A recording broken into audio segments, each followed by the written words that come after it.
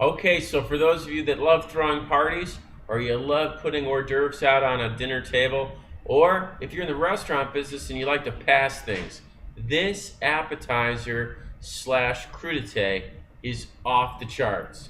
It is a cheese ball with cucumber, okay, and I'm going to go ahead and serve this on a nice wood platform with a cocktail fork, and it's going to be covered in a wonderful balsamic glaze reduction. Now you're going to see this done in such a way that it's not just easy and not just saves you a lot of time, but it's impressive. And the display itself, there's just no stopping Foodstuff.Biz from giving me the tools I need to make these things look dramatic. So let's get my test kitchen and let's make these cucumber balls with balsamic reduction. All right, ladies and gentlemen, here we go. This is what we're gonna make. Today we're gonna be making cucumber cheese balls on toast with balsamic reduction. So we're gonna do all of that without the balsamic right now, and I'm just gonna go through what we've got here. We've got Philly cheese, or you can use generic cream cheese, whichever you wish. We have about, I would say, an inch slice of cucumber. We have 2 tablespoons of dehydrated onions, and we have 1 piece of whole wheat toast. You can use white toast too, but I like to use whole wheat. And of course, without mention, what I'm going to be displaying them on are these unique and ornate wood platforms from Foodstuff.Biz. Foodstuff.Biz giving me some great stuff to work with today. And I'm going to use this awesome little fork here, this wooden fork that kind of goes with the motif, to help themselves to the balls. So we'll put you all in perspective here with the presentation as soon as we make the cheese balls. So here we go. We're gonna get started. The first thing I'm gonna do is trim up that cucumber. Okay, first things first is to trim the skin off the cucumber. So I'm just gonna take all that skin off the cucumber like this. Okay. And then after that, I'm gonna take all the seeds. So I'm just gonna cut around the seeds like this. I really don't want a lot of the cucumber. I just want some pieces of it like that, okay? Then I'm gonna go ahead and discard the rest of this. Now we're gonna move on to the cheese.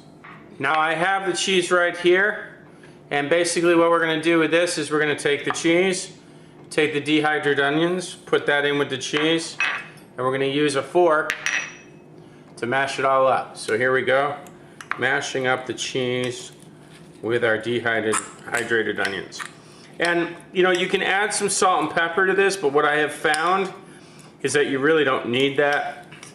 If you got a really good dehydrated onion, sometimes they sell dehydrated onions with like an herb blend or a mix. You can use that too. But I just like the flavor of the onion because it goes so well with the cucumber, and you'll see what I mean by that in just a minute.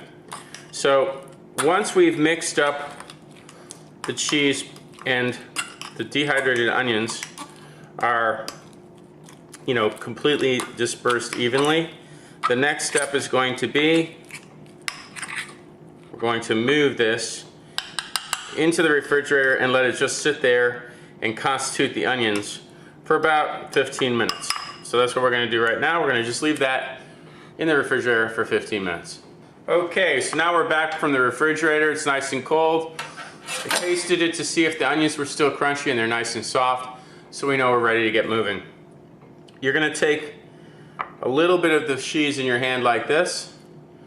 You're going to pat it out into a nice little, almost like a silver dollar, like that, okay? And then you're going to take a piece of the cucumber and you're going to put it in the middle like this. You're going to fold that over, fold the other side over like so, and then in your hands you're going to just kind of roll this. Now it may open up, and if it does, just, you know, either seal it back up and keep rolling, or add a little more cheese. In this case, I'm going to just add a little more cheese. Okay? Yeah, it's going to get a little messy, and it's going to stick to your hands. But as long as you continue to make it into a ball, that's all you need to do. And that, my friends, is how it should look. Just like that. Okay? So we're going to put that to one side. And now we're going to do the remaining 3. Same thing. Press it out. Fold it over. and roll it up. Okay, now I've got the balls done. I'm going to go ahead and trim the toast. And I'm going to go ahead and cut the crust off like that, even though I love crusts. I'm going to cut the crust off like that. I like to use a whole grain, crunchy loaf, fresh bread. So don't go after anything that's in saran wrap or been sitting up there for days. You want to get something like this. This is a really nice piece of toast, okay? And then you're going to cut it into a square shape like this, and then into a triangle. Okay? And then once you've cut it into a triangle, you're going to go ahead and cut it into another triangle like so. So you have 4 triangles, like this. Okay? So now you have your toast and you have your cheese balls. You are now ready to move on to plating on the platforms and using the balsamic vinaigrette. Okay, now what we're going to do is we're going to go ahead and take our platforms here, and we're going to go ahead and start doing our first piece of business. And that is going to be, we take a piece of the toast, place the toast like this, and put the balls inside like so. If the toast is separating the 2 pieces, the 2 balls like so on the platform, and we'll do the same thing again with this one, just like that. And it's okay if the toast goes just a little over the edge. That's actually kind of cool. So if you want to make the toast bigger, that's fine. If you want to make the balls smaller, that's fine. So now you have your balls ready to be presented in the platform, being divided by the toast. The next step is going to be the garnish. What we want to do now is we want to take the fork and we want to put it strategically inside the dish like so, because we want to make sure that they know they can use the fork to pick up the cucumber cheese balls. And you definitely want to tell people that these balls have something inside them, so they understand why the fork is there. And then the last piece is going to be that we're going to place these on a plate and then put the balsamic reduction over the cheese balls to really give it that twang. So let's go and do that right now. Now if you had a serving plate, you could have a long white plate dish like this, except much longer, and just have these all lined up together like this, and then just spread the balsamic like this. But today I'm just going to do it with one plate, and I'll show you exactly how I'm going to do it. I'm going to take the balsamic reduction like so, and I'm just simply going to place it over the cheese like that, and then over the cheese like that. And it'll look really cool on a long plate with all of them like that, because it'll look almost as if it's like a hot fudge sundae. And then we're going to finish this off with some really nice fresh basil, and that's really going to make this look awesome.